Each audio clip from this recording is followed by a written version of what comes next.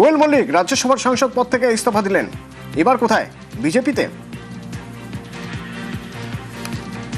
কোথায় যাবেন কোয়েল মল্লিক, নাকি রাজনীতিই ছেড়ে দেবেন? এই সব প্রশ্নের উত্তর খোঁজার চেষ্টা করব। সম্ভাবনা কি কি দেখা যাচ্ছে বোঝার চেষ্টা করব, এবং বিজেপি নেতারা তারাই বা কিভাবে দেখছেন। আমার সঙ্গে বিজেপি বিধায়ক রুদ্রনীল ঘোষ রয়েছেন।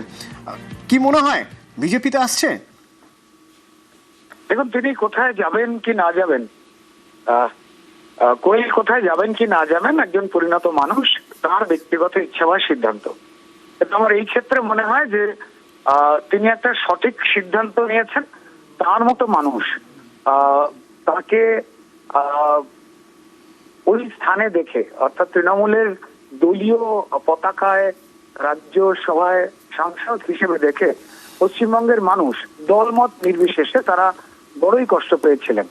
এবং সেই ক্ষেত্রে আমার নিজেরও মনে হয়েছিল ব্যক্তিগতভাবে, আমরা যতটা কোয়েল মল্লিককে চিনি এবং জানি, উনি এতটাই ভালো মানুষ, ওনার পরিবার এতটাই অন্যরকম ভাবে চলে, খালি মনে হচ্ছিল যে খাপ খাচ্ছে না, এটা বোধহয় কোন একটা ভুল সিদ্ধান্ত কেউ যেন চাপিয়ে দিয়েছে কোনোভাবে। তো যাই হোক, সেখান থেকে তিনি বেরিয়ে এসেছেন, তার জন্য পশ্চিমবঙ্গের মানুষ আমার মনে হয় তাকে শুভেচ্ছা জানাচ্ছেন।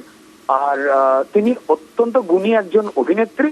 আমি এটাই এই ক্ষেত্রে শুধু বলতে পারি যে সিনেমা সংক্রান্ত বা শিল্প সংক্রান্ত কাজে তিনি যদি মনোনিবেশ করেন তাহলে খুব ভালো হয়। তার অভিজ্ঞতাকে নিয়ে আরো ভালো ভালো কাজ করা যেতে পারে। বাকিটা তার ইচ্ছা, তিনি কি করবেন। আপনি বলেছিলেন ভুল সিঁড়িতে পা দিয়েছিলেন, যদি সঠিক সিঁড়ি তিনি চিনতে চান আপনি নিশ্চয়ই সাহায্য করবেন। যে কোনো স্বচ্ছতার জায়গায় তার সিদ্ধান্ত তিনি নেবেন। যে সিঁড়িতে তিনি পা দিয়েছিলেন সেই সিঁড়িটা ভালো সিঁড়ি ছিল না, এটা সমাজ বলেছে, পশ্চিমবঙ্গের প্রত্যেকটি মানুষ বলেছে, রাজনৈতিক বাইরে গিয়েও। বাকিটা তার সিদ্ধান্ত। ধন্যবাদ। বিজেপি বিধায়ক রুদ্রনীল ঘোষ আমার সঙ্গে ছিলেন এবং বলছিলেন যে ভুল সিঁড়িতে পা দিয়েছিলেন তিনি। বাংলার মানুষ তা জানতো এবং তিনি নিজে যখন বুঝতে পেরেছেন সরে দাঁড়িয়েছেন। আমার সঙ্গে মৈত্রী রয়েছে নয়াদিল্লি থেকে। মৈত্রী, দিল্লি সংসদে রাজ্যসভায় আরো একজন সাংসদ তৃণমূলের হাত ছাড়লেন। কি কি খবর আসছে বিভিন্ন জায়গা থেকে? কারণ বিরাট সম্ভাবনার একটা জায়গা তৈরি হচ্ছে, হয়তো তিনি বিজেপিতেও যোগ দিতে পারেন, এরকম সম্ভাবনা, এরকম জল্পনাও আসছে বিভিন্ন জায়গা থেকে। দেখো, এই সম্ভাবনা ক্রমেই প্রকট হচ্ছে, তার কারণ বেশ কিছু ছবি এবং তথ্য সামনে আসছে। যেটা খবর পাওয়া যাচ্ছে যে উপরাষ্ট্রপতি ভবনে আসার আগেই একটি বৈঠক করেন কোয়েল মল্লিক, এবং সেই বৈঠক তিনি করেছেন ভূপেন্দ্র যাদবের সঙ্গে। ফলে সেই জায়গায় দাঁড়িয়ে একটা বড়সড় সম্ভাবনা যে তিনি বিজেপিতে জয়েন করবেন কিনা, সেই সম্ভাবনা কিন্তু ক্রমেই মাথা চাড়া দিচ্ছে। এবং যেটা সব থেকে তাৎপর্যপূর্ণ এই মুহূর্তে দাঁড়িয়ে, কোয়েল মল্লিক যিনি একেবারে রাজ্যসভার সাংসদ হিসেবে সদ্য নির্বাচিত হয়েছেন, যিনি একটিও সংসদের অধিবেশন অ্যাটেন্ড করেননি, এই প্রথম হয়তো এই ধরনের কোনো ঘটনা ঘটলো যে একজন রাজ্যসভার সাংসদ যিনি রাজ্যসভার জন্য নমিনেটেড হয়েছেন এবং তিনি রাজ্যসভায় শপথ গ্রহণ করেছেন এবং একটিও তারপরে একটিও অধিবেশন তিনি যোগ দেননি এবং তার আগেই পদত্যাগ করছেন, এইরকম ঘটনা কিন্তু কার্যত নজিরবিহীন। এবং সেই ঘটনাকে কিন্তু এই মুহূর্তে সাক্ষী থাকতে চলেছি আমরা। এবং ইতিমধ্যেই আমরা যেটা জানতে পারছি যে ভাইস প্রেসিডেন্ট হাউসে তিনি ইতিমধ্যেই পৌঁছে গিয়েছেন এবং উপরাষ্ট্রপতির সঙ্গে দেখা করছেন তিনি। এর আগে একটি মেইল তিনি করেছিলেন এবং উপরাষ্ট্রপতি ভবনের তরফ থেকে যেটা জানানো হয়েছিল যে এভাবে পদত্যাগ কোনো রাজ্যসভার সাংসদ বা লোকসভার সাংসদ, কোনো রাজ্যসভার সাংসদ এভাবে পদত্যাগ করতে পারেন না। তাকে সশরীরে উপরাষ্ট্রপতির সামনে উপস্থিত হয়ে তিনি যে স্বইচ্ছায় পদত্যাগ করছেন সেই বিষয়টি জানাতে হবে। এবং তারপরে আমরা দেখেছি যে কোয়েল মল্লিক তিনি বিদেশে গিয়েছিলেন, সকলে তার পরিবারের সঙ্গে তিনি বিদেশে ছিলেন এবং তারপর সেখান থেকে ফিরে এসেই আজকে তিনি ভূপেন্দ্র যাদবের সঙ্গে দেখা করেন এবং তারপর সেই দেখা করার পর সেখান থেকে সরাসরি উপরাষ্ট্রপতির বা বাসভবনে এই মুহূর্তে এসেছেন কোয়েল মল্লিক। কোয়েল মল্লিকের ইস্তফা, আমরা যদি এবার হিসেবটা একবার বুঝতে চাই মৈত্রী, আরও একটা আসন তো রাজ্যসভার খালি হয়ে গেল। সেক্ষেত্রে এমন হতে পারে যে কোয়েল মল্লিক সুখেন্দু শেখর রায় বা সুস্মিতা দেব বা প্রকাশচিক বড়াইকের মতো ভারতীয় জনতা পার্টিতে যোগ দিলেন, দিয়ে আবার মনোনয়ন পেলেন, আবার চলে গেলেন রাজ্যসভার সাংসদ হিসেবে, বা হয়তো তিনি ছেড়ে দিলেন। ঠিক কি হতে পারে? দিল্লি কি বলছে? দেখো, দুটো সম্ভাবনাই কিন্তু মূলত প্রথম যে সম্ভাবনার কথা তুমি বললে সেই সম্ভাবনাই কিন্তু এই মুহূর্তে সব থেকে বেশি মাথাচাড়া দিচ্ছে। তার কারণ যে সম্ভাবনার কথা জানা যাচ্ছে এবং যেহেতু আজকে সকালের যে ইঙ্গিত পাওয়া গিয়েছে এবং যেখানে কোয়েল মল্লিক তিনি দেখা করেছেন বেনু যাদবের সঙ্গে, বিজেপির শীর্ষ নেতৃত্ব, রাজ্যের দায়িত্বে থাকা বিজেপির সিনিয়র লিডার, তিনি তার সঙ্গে দেখা করা এবং তারপরে এসে ভাইস প্রেসিডেন্ট হাউসে পদত্যাগ করা কোথাও একটা যে ইঙ্গিত দিচ্ছে যে তিনিও হয়তো তার যারা পূর্বসূরি রাজ্যসভার সাংসদদের যে পূর্বসূরিরা রয়েছেন, অর্থাৎ সুখেন্দু শেখর রায়, প্রকাশচিক বড়াই কিংবা সুস্মিতা দেবের মতো বিজেপিতে যোগদান করতে পারেন। এবার তিনি আগামী দিনে কি করতে চান সেটা কিছু সময়ের মধ্যেই স্পষ্ট হয়ে যাবে, যখন উপরাষ্ট্রপতি ভবনে থেকে তিনি বেরিয়ে আসবেন এবং এসে তার পদত্যাগ করার পেছনে মূল কি কারণ রয়েছে এবং তার ভবিষ্যৎ পরিকল্পনা কি রয়েছে সেই বিষয়ে স্পষ্ট আলোকপাত করবেন। অতন্য ধন্যবাদ। আমার সঙ্গে বিধায়ক কৌস্তব বাগচি রয়েছেন। কোয়েল মল্লিক বিজেপিতে আসছেন, কি মনে হয় আপনার? আমি জানি না, আমি বলতে পারবো না কি করবে না করবে, কে রেজিগনেশন দেবে, কে বিজেপিতে আসবে, কে কোথায় যাবে, আমি কি করে বলবো বলুন? আমার পক্ষে এসব বলা সম্ভব? কোয়েল মল্লিক যে রাজনীতির প্রতি ইন্টারেস্টেড ছিল সেটাই তো জানতাম না। প্রথমবার জানতে পারলাম কোয়েল মল্লিক রাজনীতিতে ইন্টারেস্টেড যখন তৃণমূলের রাজ্যসভা নমিনেশন দিল। এর আগে এদেরকে তৃণমূলের মঞ্চে নাচ গান করতে দেখা গেছে। এইসব নিয়ে আমাদের বিন্দুমাত্র কি ভেবে আছে? আমরা পুরোদর্শী রাজনীতির সাথে জড়িত, আমাদের এই ধরনের কোন রকম আলাদা কোনো এও নেই। সিনেমা জগতের লোকজন সিনেমা করবে, এ করবে, ভালো মতন কাজ করবে। এরা এখন রাজ্যসভায় বিজেপির হয়ে আসবে কি না আসবে জানি না। দেখুন, এটা দলের বড়দের সিদ্ধান্ত, বড়দের যারা যেটা ঠিক করবে বড়রা সেটাই হবে। এখানে আমাদের আলাদা করে কোনো কিছু বলার নেই। বড়রা যেটা ঠিক করবে, পার্টির যারা নেতৃত্ব আছে তারা ডিসাইড করবে। কিছুক্ষণ আগে রুদ্রনীল ঘোষের সঙ্গে কথা হচ্ছিল, তিনি বলছিলেন কোয়েল ভুল সিঁড়িতে পা রেখেছিলেন। আপনিও তাই মনে করেন? আমি এইসব ব্যাপারে মাথায় কথাই বলতে চাই না। দেখুন, ইনাদের সিনেমা জগতে এরা সিনেমা টিনেমা করে, সিনেমা ক্ষেত্রে এদের একটা অবদান আছে। আমি মনে করি সিনেমা জগতের লোক এরকম এমন যে ব্যাপার নেই যে সিনেমা জগতের লোক পুরোদস্তুর রাজনীতি করে না, এমন ব্যাপারটা নয়।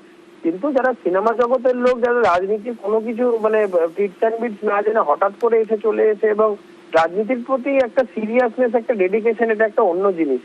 আমি জানি না সেটা কোয়েল মল্লিকের কতটা আছে কি না আছে। তো তার যদি থাকে সেটা একরকম, তার যদি না থাকে সেটা আর এক রকম। আমার খুব একটা এই বিষয় নিয়ে খুব একটা উৎসাহ উদ্দীপনা কোনোটাই নেই। দেখুন, দলের নেতৃত্ব যেটা সিদ্ধান্ত নেবে সেটাই হবে। তবে আমি এটা মনে করি, বারংবার এক কথা আমি মনে করি যে আমাদের দলের যারা কার্যকর্তারা রয়েছেন, আমাদের যারা নেতৃত্ব রয়েছেন, তারা যথেষ্ট বিচক্ষণ এইসব ব্যাপারে সিদ্ধান্ত নেওয়ার জন্য। যারা আমাদের রাজ্য নেতৃত্ব, কেন্দ্রীয় নেতৃত্ব, তারা যথেষ্ট বিচক্ষণ এইসব ব্যাপারে সিদ্ধান্ত নেওয়ার জন্য।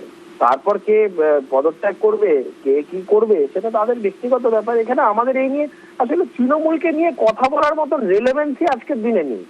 তো কে পদত্যাগ করছে, কে করছে না, how does it matter anymore? ধন্যবাদ। আবির আছে আমার সঙ্গে। আবির, একের পর এক সংখ্যা কমছে, এবার এই যে কজন রয়েছেন সাংসদ হিসেবে, রাজ্যসভার সাংসদ হিসেবে, তাদের নিয়েও তাহলে কালীঘাটের টেনশন আছে?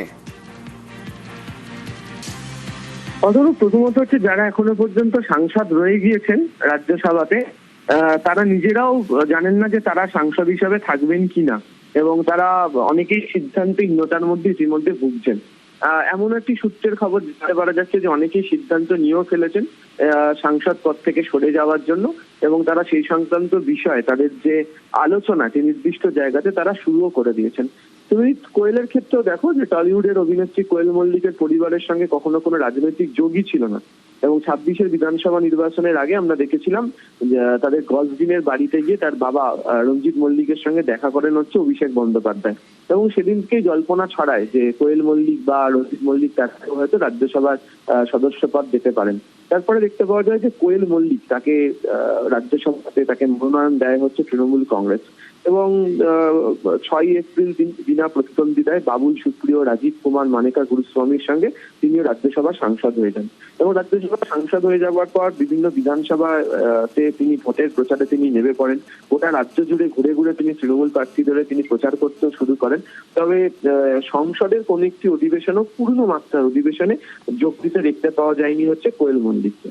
দ্বিতীয়ত হচ্ছে যে কোয়েল মল্লিকের বাড়ির সঙ্গে মমতা বন্দ্যোপাধ্যায়ের সম্পর্ক অত্যন্ত ভালো ছিল এবং আমরা দেখেছি যখন থেকে রেলমন্ত্রী ছিলেন মমতা বন্দ্যোপাধ্যায়, সেই সময় কোয়েল মল্লিকদের বাড়ির যে দুর্গাপুজো, সেই পুজোতে নিয়মিত মমতা বন্দ্যোপাধ্যায় যেতেন। এমনকি রেলমন্ত্রী হিসেবে মমতা বন্দ্যোপাধ্যায়ের একাধিক অনুষ্ঠান, মুখ্যমন্ত্রী হিসেবে মমতা বন্দ্যোপাধ্যায়ের একাধিক অনুষ্ঠান, সেখানে হচ্ছে রঞ্জিত মল্লিকে তার উপস্থিতি ছিল। এমনকি শেষ 2021 এবং 2026 দুবারই দেখতে পাওয়া যায় যে ভবানীপুর থেকে মমতা বন্দ্যোপাধ্যায় তিনি যখন বিধানসভা নির্বাচনে প্রতিদ্বন্দ্বিতা করেছেন, সেই প্রতিদ্বন্দ্বিতা করার সময় তার যারা নির্বাচনী প্রণয়ন পেশের যে প্রস্তাবক, সেই প্রস্তাবকতে সই হিসাবে রয়েছে হচ্ছে কোয়েল মল্লিকের স্বামী নিসপাল সিং রানে, তার নাম সেখানে উল্লেখিত ছিল। ফলে সব মিলিয়ে তাদের সঙ্গে মমতা বন্দ্যোপাধ্যায়ের একটা খুবই ভালো সম্পর্ক ছিল। কিন্তু রাজনৈতিক দিক থেকে এদের যে পালা বদল, এদের যে অবস্থান বদল, তা 4 মের পর থেকে শুরু হয়ে যায় এবং একাধিক জন তারা বলতে শুরু করেন যে বর্তমান পরিস্থিতিতে দাঁড়িয়ে তাদের পক্ষে তৃণমূল কংগ্রেসের থেকে দল করাটা সম্ভব না এবং তারা কোনো দলের বা পদ আঁকড়ে থেকে বসে থাকতে চান না এবং সে কারণেই তারা ইস্তফা দিয়ে দিচ্ছেন।